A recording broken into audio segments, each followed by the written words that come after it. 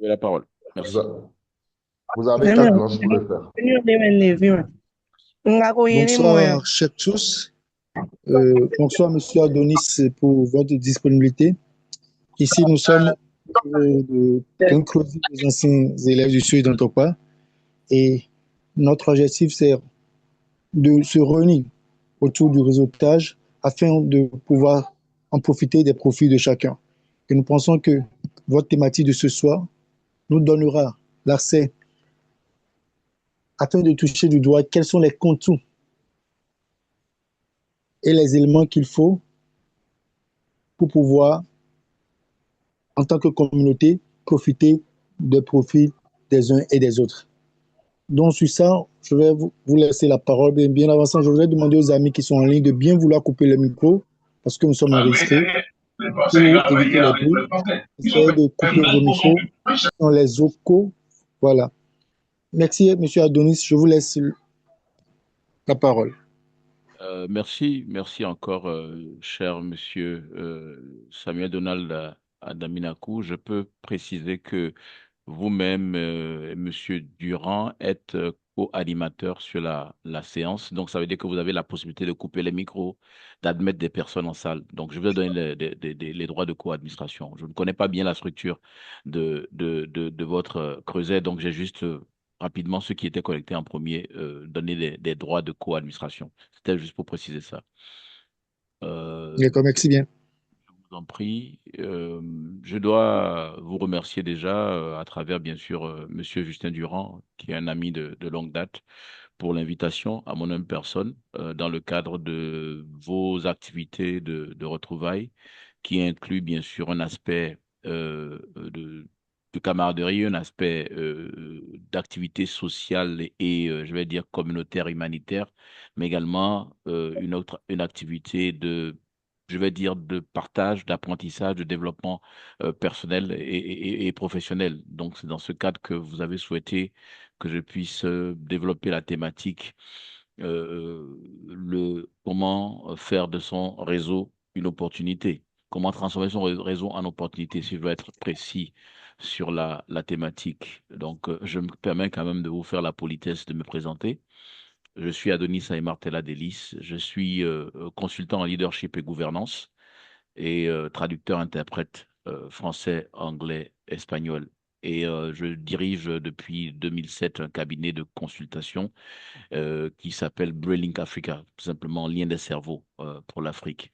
Donc, je travaille beaucoup sur les thématiques de leadership, d'entrepreneuriat, d'accompagnement, de renforcement des capacités, mais je suis également traducteur-interprète et juriste consulte. Donc, j'aurai l'opportunité durant les prochaines minutes de travailler sur cet échange-là en ne pensant pas avoir la science infuse, mais en ayant l'intérêt de démarrer vraiment cette réflexion en votre sein et accompagner à ma manière les efforts que vous faites pour vraiment entretenir cette fibre qui est née de par le nom de votre creuset depuis vos plus jeunes années. Quand on parle de tirer ou de transformer son réseau en opportunité, il faut d'abord comprendre ce qu'est le réseau et également l'importance d'un réseau et sous-jacent dans cette approche de définition, quand je parle de réseau, également la mise en place et l'activation des réseaux que je vais appeler le réseautage. Alors, généralement, quand on parle réseau, il y a quelques années, on parlait plutôt électricité, télécom. On n'avait pas l'habitude dans le milieu social et humain de parler de réseau. Alors pourquoi est-ce que ce vocable a commencé par prendre autant forme et corps au sein des discussions qui portent sur les relations humaines, sur les relations institutionnelles? Mais c'est parce que tout simplement, en général, euh, les sciences exactes influence le raisonnement dans toutes les autres sciences. Vous voyez, qu'on le veuille ou pas, il y aura du mal à faire comprendre à quelqu'un que 1 plus 1 n'est pas égal à 2. Et que même quand vous voulez changer 1 plus 1 et donner un autre résultat, vous devez justifier l'apport qui fait que ce résultat n'est pas 2 quand vous faites 1 plus 1. Donc, on s'est rendu compte également que toutes nos discussions dans les sciences humaines, dans les sciences sociales, ont quand même des éléments de raisonnement et qu'on part toujours des sciences et de la technologie pour pouvoir donner corps à nos idées. Parce que si on n'a pas des bases fondamentales de raisonnement, on va être dans l'aspect humain où chacun a son opinion, tout le monde a raison, personne n'a tort, et finalement, il n'y a pas de solution. Alors que lorsqu'on scelle le cadre en disant on va partir sur cette base-là, et donc on peut développer nos idées, on a plus une trajectoire qui est lisible. Donc pourquoi la question du réseau, qui est le maillage, la connexion et l'interdépendance des membres ou des composantes de cet ensemble-là qu'on appelle réseau, donc qui ont un but d'atteindre soit délivrer l'électricité ou délivrer la connexion câblée, Internet ou téléphonique. Pourquoi est-ce que ça peut s'appliquer aux relations humaines? Mais parce que de toute façon, l'élément central dans la définition de réseau, c'est l'ensemble, le but final et l'interdépendance des éléments. Et on se rend compte que dans la vie de tous les jours, l'être humain ne peut pas, aussi longtemps qu'il le souhaite, vivre en autarcie. Il doit pouvoir comprendre qu'il a des compétences, il a un potentiel qui va être amplifié par la mise en place d'un cadre par lequel il collabore avec les autres. Ensuite, si je pars également de l'aspect technique, il y a que chaque élément d'un réseau pris séparément a une force, mais que tous les éléments d'un réseau mis ensemble décuplent cette force-là. Et c'est ça qu'on appelle la synergie. Et c'est pourquoi lorsque je faisais référence tout à l'heure à la définition 1 plus 1 égale à 2, et que je dis si on doit changer le résultat, on doit justifier. Et donc, souvent, quand on parle de travail en équipe, de réseautage, on parle de 1 plus 1 égale à 3 ou 2 plus 2 égale à 5. Parce que le plus 1, c'est la force de l'ensemble, la force du réseau donc. Donc, on a commencé par parler de réseau d'agences d'une entreprise ou d'une banque, de réseau relationnel, de beaucoup de choses. Parce que pour aller beaucoup loin, comme on le sait toujours, on dit que lorsqu'on veut aller très vite, on va seul. Mais lorsqu'on veut aller très loin, on va ensemble, accompagner, regrouper. Et donc, l'opportunité de comprendre la thématique du réseautage, qui est juste la mise en activité et en action de notre réseau. Parce que notre réseau n'est pas statique, il n'est pas juste disposé là pour se regarder, il est mis en mouvement. Donc le réseautage, c'est le fait de nouer des relations en les mettant dans un schéma imbriqué qui leur permet en fait de créer un mouvement d'atteinte de résultats. Et quand je parle de résultats, ça veut dire que nous devons avoir un objectif pour créer notre réseau. Donc, lorsqu'on tisse des relations, on noue des relations, on a un objectif. La première condition pour pouvoir faire de son réseau une opportunité, c'est d'avoir un objectif de réseautage. La raison pour laquelle on adhère à un réseau, la raison pour laquelle on s'implique dans un réseau, la raison pour laquelle on célèbre et on amplifie le réseau doit être connue. Il doit être clair pour chacun des membres du réseau les raisons d'adhésion ou de participation, d'implication active dans ce réseau et surtout qu'il y a un référentiel. Ce référentiel, c'est aussi bien les objectifs, les valeurs, la philosophie et surtout les bases saines sur lesquelles vous voulez opérer, que je vais appeler, je peux vraiment qualifier comme valeurs, critères référentiels. Parce que si on n'a pas ce minimum-là de choses qu'on identifie, qu'on définit, on n'a pas de réseau. Parce qu'un réseau électrique est différent d'un réseau télécom, qui est différent d'un réseau mécanique. Et donc, chaque réseau a ses éléments de base, a son mode de fonctionnement, a des choses qu'il admet et des choses qu'il n'admet pas. De la même façon, la première condition pour qu'un réseau puisse être transformé, pardon, en opportunité, c'est qu'on définisse les raisons de sa création, de son entretien, de son développement, les bases sur lesquelles nous fonctionnons et qu'est-ce que nous apportons à ce réseau-là. Chaque partie du réseau a un apport. C'est pour cela que je ne peux qu'encourager une initiative telle que la vôtre, parce qu'au finish, lorsqu'on analyse le développement des sociétés humaines, le réseautage a toujours fait partie des sociétés humaines, les grands ensembles les empires, les monarchies, les entités économiques, de grosses entreprises ont toujours été basées sur un réseautage stratégique. Qui de quelle famille en Angleterre épouse qui de quelle famille en Grèce? Quel pays décide d'avoir des relations avec tel autre pays?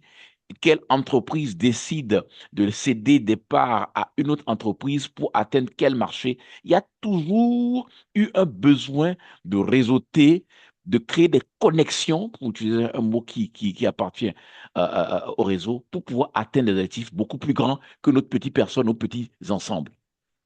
Si on parle de l'intégration africaine, c'est un réseau politique, un réseau géopolitique. Si vous avez en 1957, le 6 mars 57, lorsque le Ghana, premier pays indépendant en Afrique au sud du Sahara, et le premier chef du gouvernement, le chef d'État, Kwame Nkrumah, qui dit l'indépendance du Ghana n'a pas de sens à moins d'être liée à la libération totale du continent africain. En 1957, ensuite, on passe à 63, la mise en place de l'Organisation de l'Unité africaine, où il fait son fameux discours, l'Afrique doit s'unir maintenant, Africa must unite now. Mais si je reviens à 1957, vous avez 50 ans plus tard, en 2007, pratiquement dans la même ville d'Accra, les chefs d'État de l'Union africaine, en tant que l'Organisation de l'Unité africaine s'est transformée en Union africaine, se sont réunis avec un seul ordre du jour, le gouvernement continental. Tout ce que je veux dire, c'est que quelqu'un qui vient de lutter et d'obtenir l'indépendance de son pays dit en 1957 que l'indépendance du Ghana est, euh, euh, euh, il n'a pas de sens, en fait, insensé si elle n'est pas liée à la libération totale du continent africain. Et aujourd'hui, les grands ensembles, il y a même ironique de penser, de savoir que en, même dans la même période, 57, on a le traité de Rome, si je ne me trompe, la création, ou 59, c'est 57, la création de ce qui était la communauté économique européenne, qui allait devenir progressivement l'Union européenne. Ouais, le traité de Rome est signé dans la même période où on est en train de parler de décolonisation. Donc, ceux qui ont colonisé l'Afrique, donc les Européens, commencent déjà par poser les bases d'un, d'une forme d'intégration. Tout ça, ce sont des réseaux d'État, des réseaux de gouvernement, des réseaux de coopération économique. Il faut savoir que on commence d'abord au milieu des années 50 avec ce qu'on appelait la CECA, la Communauté européenne du charbon et de l'acier, qui va devenir, donc il y a 6 pays, la France, le Luxembourg, la Hollande, la Belgique et bien sûr la Grande-Bretagne. Et progressivement, on a ce développement-là où on va passer de la CECA donc à la CEE qui va devenir l'Union européenne avec l'ouverture progressive jusqu'à arriver même aux États de l'Europe de l'Est. Mais il faut comprendre que les pères fondateurs qu'on appelle les pères fondateurs de l'Europe, Jean Monnet, Robert Schuman, ils ont vécu une époque où l'Europe, par 2 fois, s'est déchirée pour des conflits qui sont devenus des conflits mondiaux, mais qui sont d'abord européens. En 1914, la Première Guerre mondiale, 1939, la Seconde Guerre mondiale. Mais après, ils se sont dit, mais il faut qu'on réfléchisse. Combien de temps on va continuer dans cette affaire-là? Il faut se mettre ensemble, collaborer, coopérer, pour avoir vraiment un continent européen qui puisse être revigoré. Et donc, c'est normal qu'en 75, déjà, vous avez la communauté des États de l'Afrique de l'Ouest. Vous avez même, quand on revient de quoi en 59, vous avez l'organisation je crois, l'Union du Maghreb. Non, pardon, cons- euh, quelque chose qui s'appelle l'Union africaine et malgache. C'était des débuts, en fait, qui allaient donner, en fait, quelque chose de continental. Donc, c'est pour vous dire qu'il y avait toujours de petits ensembles qui essaient de se regrouper. Alors, pourquoi pas les êtres humains? Pourquoi pas des personnes qui ont été élèves d'un collège, qui ont tous tissé des relations, se sont retrouvés un peu dans d'autres aspects de la vie, mais qui décident de garder cette fibre-là. Et moi, l'expérience que j'ai vécue en ayant étudié dans un pays anglophone, notamment à l'Université du Ghana, c'est que je me suis rendu compte, en observant un peu et en me faisant un retour sur moi-même après, que les amitiés les plus solides et sincères sont celles qui ont été liées autour de l'adolescence. Que les amitiés qui se nouent dans l'âge adulte sont beaucoup basées sur l'intérêt et l'opportunité. Ou bon, l'opportunisme, pas l'intérêt, l'opportunisme. Donc, les relations les plus solides qu'on a la capacité de garder pendant toute une vie sont celles qui sont nouées autour de l'enfance et de l'adolescence.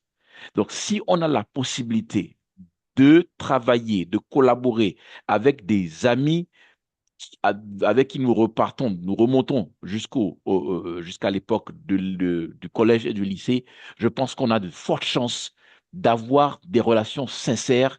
Et puisque nous avons des compétences variées, nous opérons dans des cercles économiques, professionnels et stratégiques différents, je pense qu'on a la force vraiment de créer une dynamique qui soit beaucoup plus prospère. Donc, comment maintenant passer à transformer un réseau en opportunité? Lorsqu'on a pu voir les attributs d'un réseau, ce que représente un réseau, je pense il nous convient ou nous revient de décider sur quelle base on fonctionne avec les autres. Aujourd'hui, vous n'êtes plus collégien ou étudiant, vous avez vos vies professionnelles, familiales, sociales. Donc, vous devez en fait déterminer quel rôle vous accordez à votre creuset. Et quand je parle de façon générale d'un réseau, vous devez savoir si le réseau est opportun. Enfin, parce que pour tirer et transformer un réseau en opportunité, il faut qu'on passe que même déjà le fait que ce réseau existe est digne de ce nom, vraiment ça, une raison d'être. Et donc, c'est savoir qu'est-ce qu'on apporte comme compétence et qu'est-ce qu'on permet aux autres de développer à travers notre présence pour que également il y a un retour. C'est parce que si chacun fait le choix de qu'est-ce qu'il apporte aux autres, ben, finalement, tout le monde gagnera. Parce que ben, si tout le monde pense à ce qu'il gagne d'abord, finalement, qui va donner quoi? Donc, il faut qu'il y ait un minimum d'altruisme dans votre approche, tout en sachant que vous avez des objectifs de vie, des objectifs de tâches, des objectifs d'apprentissage. La raison, l'une opportunité de votre réseau, c'est d'avoir grâce à un d'entre vous qui a un contact avec Adonis Stella Delis, de pouvoir écouter Adonis Stella Delis, même si pendant 40 minutes, il va vous endormir, mais au moins vous l'aurez écouté, et après vous ferez le point de ce qu'il vous a apporté ou pas. Ça veut dire que vous avez des opportunités parce qu'il y a le réseau du réseau et le réseau du réseau. C'est ainsi de suite. Donc, vous devez savoir qui sont dans votre environnement, dans votre réseau, ceux qui sont dignes d'écoute et d'apport de votre part. Parce qu'on n'est pas dans un réseau qui a la même dimension qu'un réseau professionnel. Parce que sans un réseau professionnel, on sait que vous vous opérez dans le même cercle, vous avez peu ou prou les compétences qui se rejoignent. Alors que ici, vous êtes parti du collège, il peut y avoir des médecins, il peut y avoir des ingénieurs, il peut y avoir des spécialistes du BTP, il peut y avoir des enseignants, il peut y avoir différentes choses. Mais comme la base même, c'est cette amitié liée au collège, je dis, vous avez la capacité d'avoir des échanges et une approche beaucoup plus saine. Parce qu'à la base, vous n'êtes pas connu dans un esprit d'opportunisme, mais dans un esprit de partage et de développement ensemble. Donc, il y a l'amitié que vous devez cultiver, donc c'est une opportunité qui se présente à vous. Et donc, pour pouvoir transformer ce réseau en opportunité, il faut que les bases relationnelles soient saines et qu'il y ait un besoin continu d'apprentissage et que les buts fixés pour la création, l'entretien, le développement du réseau soient partagés par tout le monde. Donc, il faut qu'il y ait un esprit de partage, qui ait une projection sur ce que vous pouvez être, ce que vous pouvez apporter et également ouvrir pas seulement sur on va faire une action sociale, on va s'assurer que les salles de classe de notre ancien collège fonctionnent, que vous ayez un lien assez important avec la direction actuelle et future de l'établissement. C'est des aspects qui sont intéressants. Mais en général, puisque la thématique n'est pas liée nécessairement aux anciens du CG d'Antoine, je vais toujours garder cette approche-là qui est de voir tout réseau, comment est-ce qu'on peut en faire une opportunité. L'opportunité, c'est accomplir quoi? Qu'est-ce que vous souhaitez tirer? L'opportunité, est-ce qu'elle est pécuniaire? Est-ce qu'elle est professionnelle? Est-ce qu'elle est sociale, humaine, amicale? C'est en sachant ce que vous recherchez que vous saurez comment tirer d'un réseau ou faire d'un réseau une opportunité. Mais sachez une chose, que les bases du réseau sont les valeurs humaines, les relations humaines, les perspectives que vous donnez au réseau. Et que ces valeurs-là soient partagées. Parce que si chacun de nous a des ambitions qui sont même parfois contradictoires et s'entrechoquent, vous pouvez tuer le réseau. Donc, il faut qu'il y ait toujours des bases saines sur lesquelles vous évoluez et que vous sachiez qu'il n'y a de richesse que d'hommes et que toute instance, toute institution, tout réseau dont on souhaite faire une opportunité, il faut qu'il y ait l'humain d'abord. Ensuite, il peut y avoir des avantages économiques, il peut y avoir des perspectives, il peut y avoir des mises en place de cadres de réflexion sur les thématiques économiques, des thématiques sociales, politiques, humanitaires. Mais il faut qu'il y ait d'abord des bases saines. Pourquoi vous retrouvez ensemble? Et c'est sur cette base-là que vous pouvez transformer votre réseau en opportunité. L'opportunité, peut être considéré comme un mot assez vague, sujet à beaucoup de définitions et interprétations. Mais moi, je considère que ce qui est une opportunité, c'est ce qui, en entrant dans votre vie, vous, vous considérez que cette chose-là est opportune, elle est digne de ce nom et elle mérite qu'on y accorde du temps, qu'on y accorde de l'énergie. Donc, l'opportunité que vous recherchez n'est pas la même opportunité que votre voisin de droite recherche ou votre voisin de gauche recherche. Mais ce qui est important, c'est qu'il y ait un minimum de d'accord sur les bases sur lesquelles nous opérons. Maintenant, pour vous-même individuellement pris, quand vous intégrez un réseau, sachez si ce réseau est en accord avec vos valeurs cardinales, si ce que vous identifiez dans le réseau est digne de votre apport et de votre réception, pour que vous puissiez vraiment transformer ces réseaux en opportunités dont les répercussions et les ramifications sont multiples. Parce qu'on parle de façon générale sans avoir fait autre chose que de prendre certains exemples, notamment votre propre creuset. Ensuite, l'envergure du réseau. Est-ce que c'est un réseau local, national, international? Toutes ces perspectives-là également, la dimension que ce réseau a, ou bien a potentiellement, donc que vous pouvez créer, tout cela doit pouvoir être considéré. Donc également, faire du réseau une opportunité, c'est faire grandir le réseau. Si vous vous rendez compte que il y a 10 anciens du CG d'Antokpa en Belgique. Il y en a 5 en Allemagne, 10 aux États-Unis. À un moment donné, vous avez dit, bon, écoutez, est-ce qu'on ne va pas avoir maintenant une approche internationale de ce réseau qui, à la base, démarre au niveau d'un collège qui est situé dans un endroit précis de Cotonou? Donc, c'est aussi la lecture que vous faites les choses, la vision, l'ambition que vous portez pour les réseaux qui peut également en faire une opportunité. Je vais plutôt m'arrêter à cette étape-là pour vous permettre, selon les sensibilités que vous avez, selon les projections que vous avez, selon même la lecture que vous avez faite de la libellé de la thématique, pouvoir partager avec nous pour que je puisse faciliter ce partage également. Merci encore pour votre écoute. Très aimable.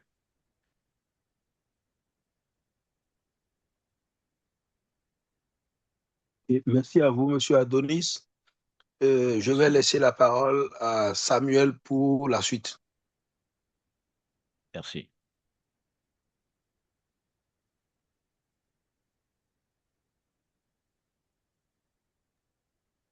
Oui, merci beaucoup, Monsieur Adonis, pour votre développement.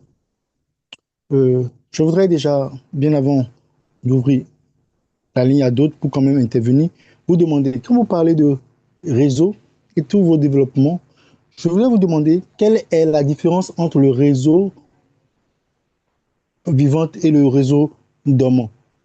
Est-ce qu'aujourd'hui, en tant qu'anciens élèves, est-ce que nous pouvons faire de notre réseau un réseau dormant? C'est-à-dire quoi? Je sais qu'en backup, j'ai quelqu'un qui est dans le BTP, comme votre cas par exemple, où vous êtes dans le leadership et on a besoin de vous. Crac, on sait qu'on a un contact qui est là. Est-ce qu'aujourd'hui, ce qui serait avantageux pour nous, en tant qu'anciens élèves, c'est de faire de notre réseau un réseau dormant ou bien de faire un réseau vivant? Je voudrais donner un exemple du réseau dormant. Maintenant, le réseau vivant serait quoi? Alors, pas opposition à ce que vous avez donné comme illustration, pour comprendre bien sûr où vous situez. Oui. C'est-à-dire, le réseau vivant, c'est nous sommes des anciens élèves. Mhm. En même temps, on profite l'un de l'autre. Nous savons que l'autre, il est dans un domaine X, je suis dans le domaine Y. Nous pouvons ensemble réfléchir pour voir qu'est-ce que nous pouvons faire ensemble pour pouvoir quand même, euh, je dis n'importe quoi, quand même mettre un truc sur place. Mais le réseau dormant, comme je l'ai dit, c'est que quand j'ai besoin d'un graphiste, par exemple, je sais que dans le closet des anciens élèves, j'ai un graphiste, je peux l'appeler. Donc, c'est pas que nous réfléchissons pour créer un truc ensemble. Mhm. Bon, dans cette optique-là, ouais, tout va dépendre de combien les autres membres de ces réseaux partage cette approche-là. Le réseau dormant ou le réseau actif, pour moi, si vous faites attention à votre développement, à l'exception de certaines approches près, il y a une ligne de démarcation qui est un peu fine. On peut passer dans un sens comme dans l'autre à tout moment, si vous avez vous-même écouté votre développement. Ce qui veut dire, au bout du compte, que ce qui doit être fondamental, ce n'est même pas encore ce qu'on gagne en étant membre du réseau. C'est est-ce qu'on accepte que le réseau existe? Est-ce qu'on souhaite qu'il vive? Maintenant, combien il est actif et combien il est dormant jusqu'à réactivation? Parce qu'un réseau dormant et non agonisant ou inactif, c'est qu'il est dormant et qu'on peut le réactiver à tout moment. Moi, je vais prendre l'exemple d'un compte. Un compte bancaire peut être dormant, mais il est un compte bancaire. Et lorsqu'on fait les procédures nécessaires, on peut le réactiver, il devient opérationnel. Si vous souhaitez que votre réseau soit un réseau dormant, mais peut-être que votre voisin de droite ou votre voisin de gauche a une autre lecture de la chose. Il souhaite que vous travaillez ensemble pour créer quelque chose. Moi, je pense que ce ne doit pas être l'un ou l'autre. Ça peut être l'un et l'autre selon ce que vous souhaitez faire, quand vous souhaitez faire et ceux qui veulent le faire. Moi, je verrais les choses comme ça. On n'a pas besoin d'avoir un menu, je veux dire, euh, figé ou à la carte, ben, je dirais un buffet. Donc, on prend ce qu'on veut prendre selon ce qu'on a envie de prendre et selon ce que les autres également partagent comme envie. Moi, je le vois plutôt comme ça. Certains parmi vous peuvent, de par les atomes crochus qu'ils ont développés depuis des années, y compris en se retrouvant, décider de travailler sur un projet spécifique, pendant que d'autres considèrent que le relationnel qu'ils maintiennent et la capacité de pouvoir puiser dedans, apporter, recevoir, leur suffisent. Donc, ça dépend en fait du niveau auquel chacun est. Chacun d'entre vous se trouve. Voilà.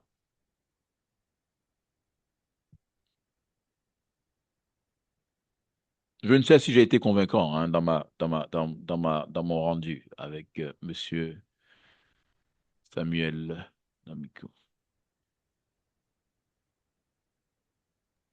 Oui, je pense que c'est bon. Je vais laisser d'autres personnes. Je pense qu'il y a M. Enoch qui est là, il y a d'autres, je vais les laisser. Je vais revenir sur pour d'autres questions pour quand même pouvoir. et- Mais en attendant, je laisse d'autres personnes intervenir. Ça marche.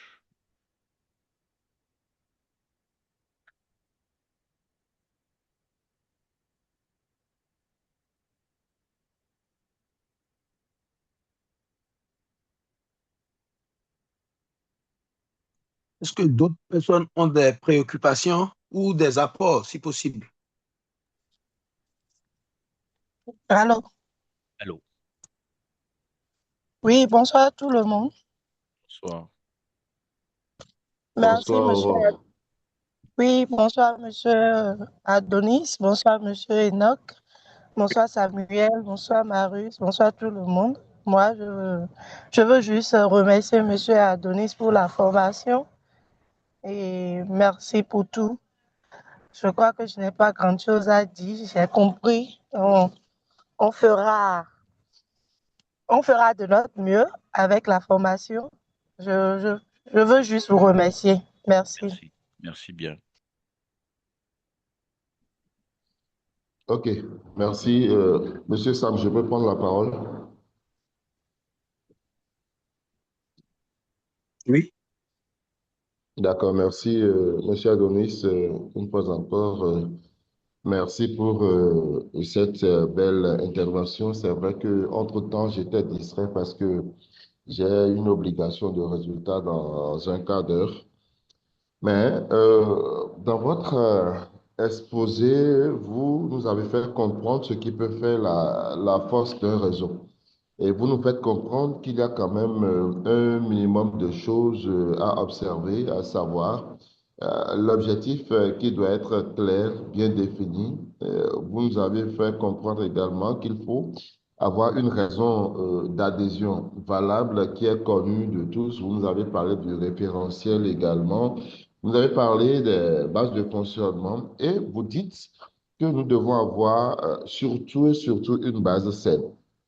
Alors, je prends l'exemple de ce réseau que nous sommes en train de former, où au départ, tout le monde, l'objectif était clair, les réseaux d'adhésion étaient bien valables, bien connus de tous, mais en cours de route, on remarque qu'il y a d'autres qui ne partagent plus trop la même vision que nous. Alors, que faut-il faire? Est-ce que dans ce cas, la base n'était pas saine? Que faire en ce moment précis? Alors, ma deuxième préoccupation, comment transformer un réseau en opportunité? Et vous nous faites Parfait. comprendre qu'il faut savoir ce qu'on apporte Mhm. comme compétence. Oui. Alors, lorsque vous apportez, vous savez ce que vous pouvez apporter comme compétence et elle n'est pas acceptée de tous. Que Mhm. faire? Je vous remercie. Alors, première partie sur la question du fait que, à un moment donné, je vais dire, je vais mettre ça comme ça pour paraphraser, euh, les objectifs ne sont plus partagés ou le dynamisme des uns n'est pas le même que les autres. Je vais dire, vous allez voir que plusieurs fois j'ai parlé, utilisé trois mots: création, développement, entretien, en plus d'adhésion. Parce que quand je dis adhésion, c'est le réseau existe déjà, vous y adhérez. Ensuite, il y a, si vous faites partie de ceux qui l'établissent, donc création, et j'ai parlé d'entretien. Un réseau s'entretient. Le réseau routier s'entretient. Le réseau ferroviaire s'entretient. Le réseau télécom s'entretient. Le réseau électrique s'entretient. De la façon, le réseau humain s'entretient. Certains aspects vont être ajoutés au réseau, certains vont rejoindre le réseau. Aussi, et ne vont peut-être pas partager les objectifs des membres fondateurs, ou encore certains ont une motivation au départ et les affres de la vie peuvent changer le cours de leur engagement et de leur motivation. Donc, ce que je pense, c'est d'avoir la capacité à tout moment de faire un état des lieux pour les uns et les autres, de où est-ce que nous en sommes, combien sommes-nous prêts à nous impliquer et revoir les objectifs que nous assignons. Il y a même cette belle intervention de monsieur, comment dire, Adam Minakou, qui était de savoir si on en fait un réseau dormant ou un réseau actif. Dans cette définition, c'était est-ce qu'on on le rend utile lorsqu'il est vraiment nécessaire ou bien on crée une autre dynamique. Donc, en fait, c'est des questions qui sont liées à ce qu'on appelle l'être humain, qui par essence n'est pas statique, les dynamiques, les relations humaines également. En fait, le réseau ou le réseautage, c'est un développement, un affermissement des relations humaines jusqu'à être vraiment solide pour parler de réseau. Donc, en fait, les objectifs de quelqu'un qui a 25 ans par rapport aux réalités de quelqu'un qui a 35 ans, 45 ans, 55 ans peuvent faire varier le cours et de la vie et de la trajectoire, bien sûr, de cette organisation-là. Pour ce qui est de l'opportunité, moi, j'ai une lecture sur les questions de réseautage qui sont que je ne regarde pas, comme dit, je vais m'inspirer de John Fitzgerald Kennedy, je, je ne pense pas seulement à ce que mon pays peut faire pour moi, je pense à ce que je peux faire pour mon pays. Donc, de la même façon, je ne pense pas seulement à ce que je reçois des autres, je pense à ce que j'apporte aux autres. Ma- Ce qui m'anime, ma motivation de vie personnelle et même dans le cadre professionnel, c'est la solution que je constitue par rapport aux problèmes que je rencontre. Qu'est-ce que j'apporte pour changer positivement le cours des choses et donc des personnes que je côtoie? Si bien que quand vous apportez, le retour devient quelque chose comme une sorte de retour sur investissement. Donc, si vous pensez que vos compétences ne sont pas valorisées là où vous vous trouvez, vous allez vous rendre compte que vous devrez redéfinir soit votre participation continue au réseau ou la manière dont vous vous impliquez et de rediriger vos énergies dans un autre cadre ou sous une autre forme qui soit beaucoup plus intéressante. Et si l'environnement devenait toxique et donc le réseau devient quasi destructeur, donc vous devrez progressivement vous en éloigner. Je ne souhaite pas cela pour votre cas, Et si je parlais tout à l'heure, j'ai voulu aussi approfondir un peu ce que vous avez mentionné, c'était la trame de fond, on va dire le référentiel, les valeurs, les objectifs, tout ça là. Donc, il faut les remettre à jour, déterminer jusqu'où on y va, quelle est l'approche. Mais en termes d'opportunité, pour moi, l'opportunité ou le développement de l'opportunité, c'est différent de l'opportunisme. C'est l'opportunisme qui regarde qu'est-ce que moi je gagne.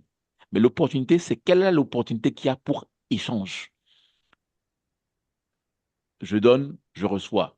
Je vends, j'achète. L'offre, la demande. Donner, recevoir, je pense que c'est le cycle de la vie. Merci. Merci, Monsieur Adonis. Permettez-moi, parce que je vois que votre timing est en train de partir, permettez-moi de poser cette question. Dites-nous, dans une logique de fidélité et de cohésion, comment un réseau durable doit-il gérer les membres qui créent des relations parallèles, des réseaux parallèles? Je reprends. Dans une logique de fidélité et de cohésion, Oui. comment un réseau qui se veut durable Mhm. doit-il gérer les membres qui créent des réseaux parallèles? Je vais appeler les choses par des termes qui permettent de les préciser. Vous savez, si les membres entretiennent des relations qui ne sont pas contradictoires ou en opposition ou en concurrence avec le réseau de base, je vais les appeler des relations secondaires. Tandis que les relations principales sont celles qui sont au cœur même du réseau par rapport à sa raison d'être.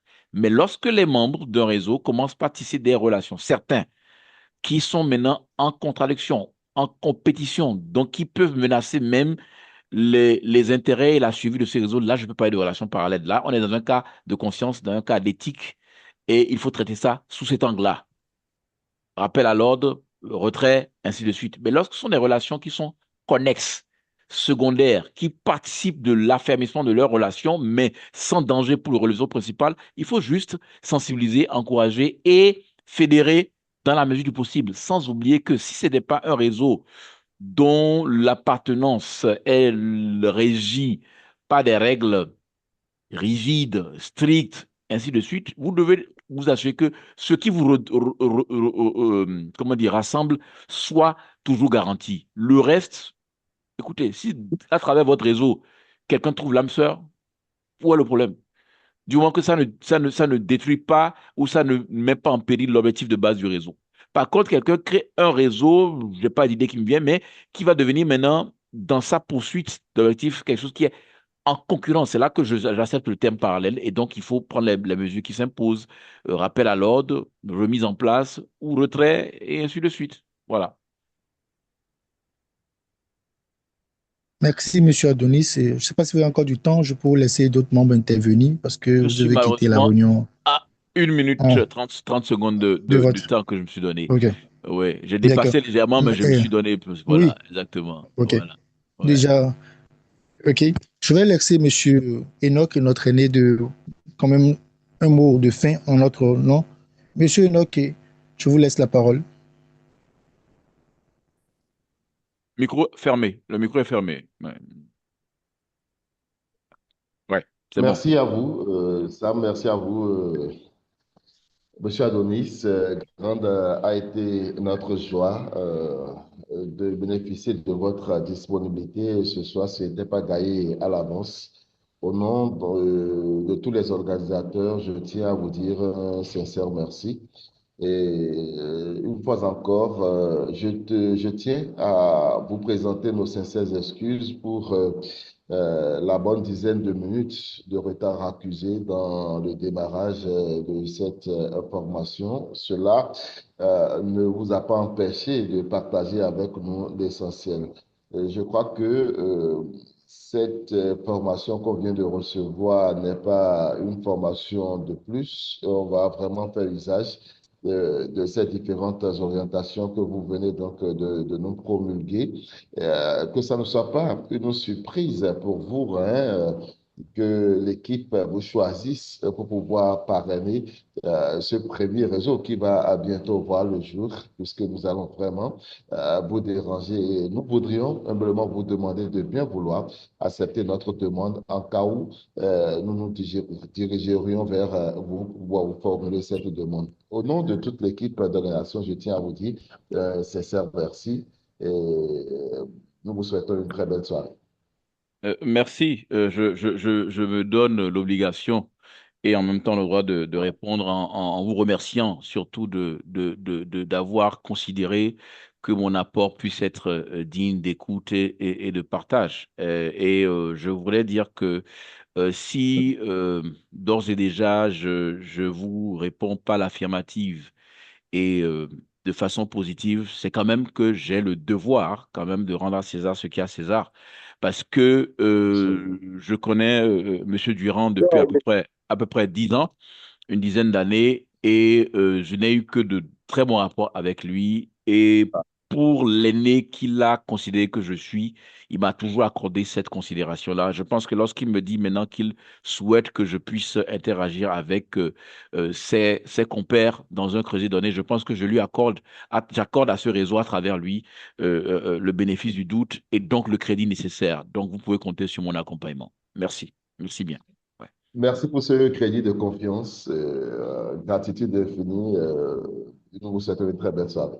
Je vous en prie, l'enregistrement vous Chers amis, parviendra à Monsieur Durand, l'enregistrement intégral parviendra à Monsieur Durand qui pourra ensuite vous diffuser ça.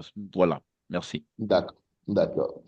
Eh bien, chers amis, c'est sur ces mots que prend fin cette information. Merci à toutes et à tous d'avoir été au rendez-vous. On va se dire donc à la prochaine. Au revoir. Merci bien. Portez-vous bien. Ouais. Merci. Au revoir.